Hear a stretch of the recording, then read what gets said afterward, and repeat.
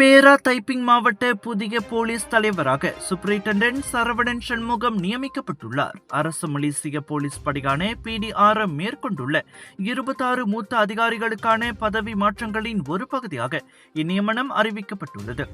இதன் மூலம் ACP என்ற தற்காலிக பதவி உயர்வை ஏற்று வரும் செப்டம்பர் 1 முதல் சரவணன் சண்முகம் இப்பொறுப்பை அதிகாரப்பூர்வமாக ஏற்பார்.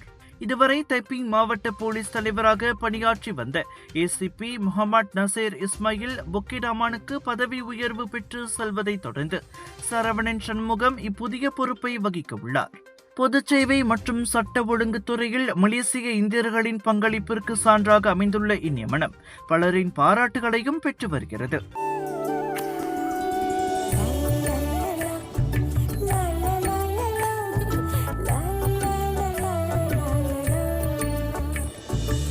எல்லார் நம்பிக்கையும் நிறைவேறணுங்கிறது தான் ஏன் பிரார்த்தனை. Z Black 3-in-1 ஊதுபத்தி, அசல் 3-in-1 ஊதுபத்தி. பிரார்த்தனை கைகூடும்.